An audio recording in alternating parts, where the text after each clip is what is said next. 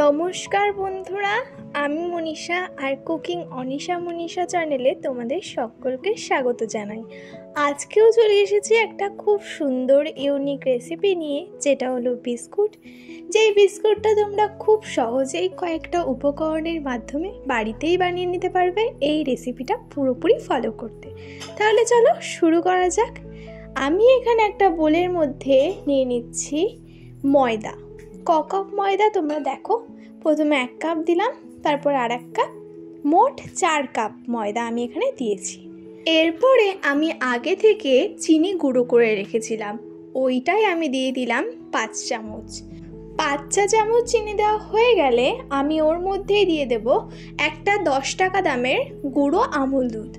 পুরোটাই দিয়ে দিতে হবে। আর এর মধ্যে আমি কিছুটা পরিমাণ বেকিং সোডা, বেকিং পাউডার আর লবণ আর একটু ঘি দিয়ে দিচ্ছি। আমি কিন্তু এখানে 50 গ্রাম ঘি নিয়েছি, আর এর সাথে আমি সাদা তেলও অ্যাড করেছি। তোমরা চাইলে ঘি দিয়েই পুরোটা করতে পারো বা সাদা তেলও দিতে পারো। এরপরে আমি এখান দিয়ে দিচ্ছি অল্প কিছু বাদাম, যেটা আমি প্রথমে ভেজে রেখেছিলাম, তারপরে গুঁড়ো করে নিয়েছি। এরপর এটাকে হালকা হাতে মেখে নিতে হবে।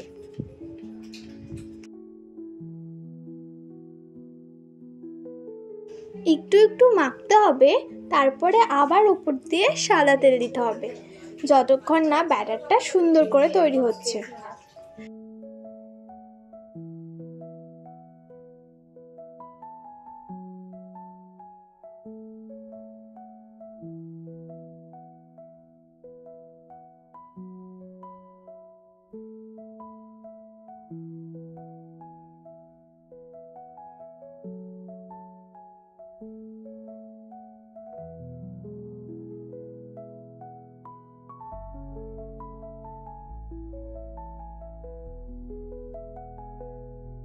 আমি তো বললামই যে 1 কাপ মতন সাদা তেল লাগবে। তারপরে কিন্তু ব্যাটারটা যেমন আটা ময়দা মাখলে হয় সেরকম কিন্তু হবে। দেখতে পাচ্ছ, আর একটু হয়তো লাগবে, তারপরে হয়তো ঠিকঠাক হবে। তারপরে এই পজিশনে আসবে।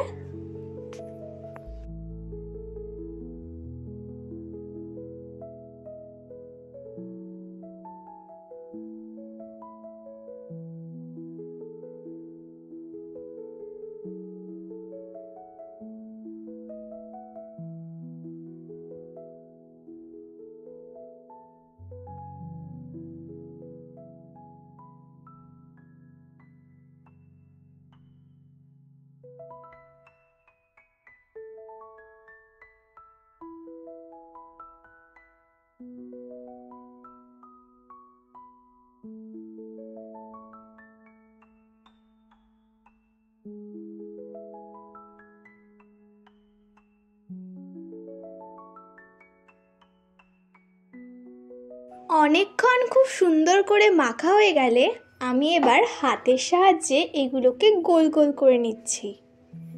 তোমরা যা শেপ দেবে সেই অনুযায়ী তোমরা দেবে, কিন্তু প্রথমে গোল গোল করে নেবে। আমি দেখো হাতের সাহায্যে একটু চেপে চেপে এরকম গোল গোল করে শেপটা দিয়েছি।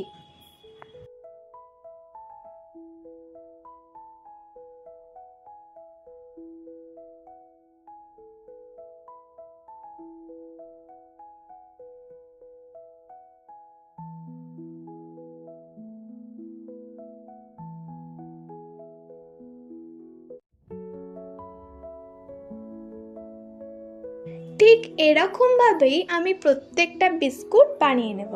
দেখো কতটা সুন্দর হয়েছে। তোমরা চৌকোও করতে পারো অথবা শুধু গোলও করতে পারো। ঠিক একই রকমভাবে আমার সব বিস্কুটগুলো শেপ দেওয়া হয়ে গেছে।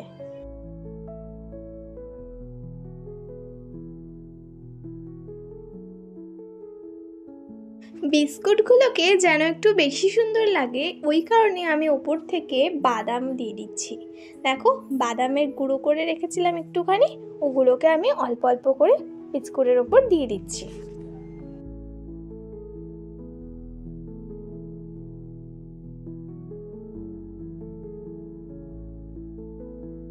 এরপর আমি একটা কাগজের মধ্যে সাদা তেল মাখিয়ে নিয়ে ওর উপরে কিন্তু একটা একটা করে বিস্কুট দিয়ে দেব।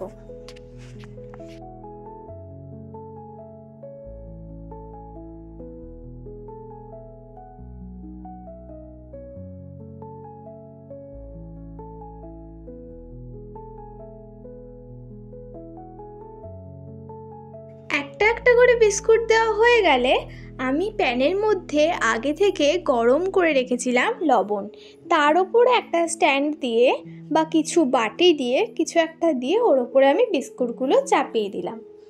এরপরে কিন্তু এটাকে ভালো করে ঢেকে দিতে হবে, আর ওই ফাঁকা মুখটা না অবশ্যই তোমরা বন্ধ করে দেবে। এরপরে এটাকে 20 মিনিট বা আধ ঘন্টার জন্য ভালো করে বেক করলে আমাদের বিস্কুট তৈরি হয়ে যাবে। দেখো কতটা কিউট হয়েছে না বিস্কুটটা।